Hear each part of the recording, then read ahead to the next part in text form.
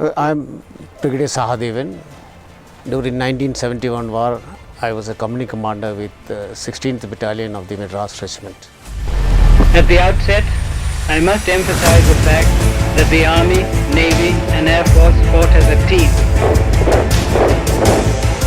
Well, the beginning was the systematic genocide by the Pakistan Army on the East Pakistan civil population. The estimate is roughly more than 3 lakh people has been killed, and there were large influx of the refugees to India. As far as we are concerned, the Operation Cactus Lily on the eastern border is the liberation of East Pakistan and creating a nation by name Bangladesh. The Operation Cactus Lily was for a period of 13 days. At the end of it, not only a nation, Bangladesh was born. We had 93,000 Pakistani prisoners from a soldier to lieutenant general, caught with their weapons, ammunition, tanks, vehicle and a variety of warlike material. The operation of one corps in the Western Front was basically straightening the Shakargarh Bulge. Now this bulge is a kind of threat toward the surface communication to Punjab and J&K.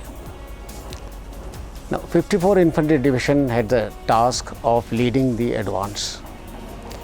Somewhere around Samba, after the concentration, we moved, and the first place we crossed across the border in Pakistan on the night of 5th, 6th was known as Galar Tanda. After going roughly about 10 to 12 kilometers, we reached a place known as Bari after capturing quite a few villages en route. And in Bari, we had the major battle, that is Battle of Basantha, a very fierce battle that we fought. Now in this battle, the 47th Brigade had the task of establishing a bridgehead across Basantha. The plan was, in the first phase, 16 Madras established the bridgehead, and in the phase 2, 3rd Grenadiers enlarged the bridgehead towards the north, Sarajchak, and in the subsequent phases, the engineers clear the minefield, and thereafter the tanks, that is the armor, is inducted, like 17 Pune Horse. That was basically the plan. Even after 50 years, some memories are still haunting. A large number of casualties that we had, we were not able to evacuate because we were just about 200 meters from the enemy anti-tank ditch. The moment you raise your head, you are shot. And some of those wounds, especially with the artillery shell and all that, the stomach intestine comes out, and this good old first aid, small little pack that we carry was good enough. So we were using sometime banyan, underwear, some remnants of the people who already killed, some pieces, put it inside. I mean, that wasn't a very happy thing to remember. The commanding officer, late Colonel Ghai, reached me in the early morning hours, and after discussing as to what happened and explaining the location of the other 2 companies which passed through me, the last thing that he told me as he was leaving, he said, "Saha, we Thambis are the deepest in Pakistan as on today. I am very proud of." And he is a very spirited officer. We call him the senior Thambi. Just a few minutes later, the counterattack started, and he was shot, he was killed on the spot. I got married on 18th of April 1971, and June I got back to the unit after the wedding. Somewhere in September we were told, pack of the families, and we are all moving to the border.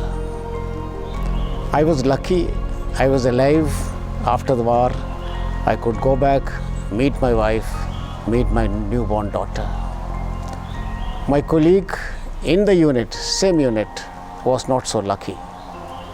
His child was born after he got killed in the war. I thought being alive after the war is much bigger award than anything else, and I think I was lucky on that score. With ever developing technology, evolving technology, decisions are just on the fingertips. Life is a shade easier and more comfortable for the present generation. I insist and I firmly believe self-discipline is the key.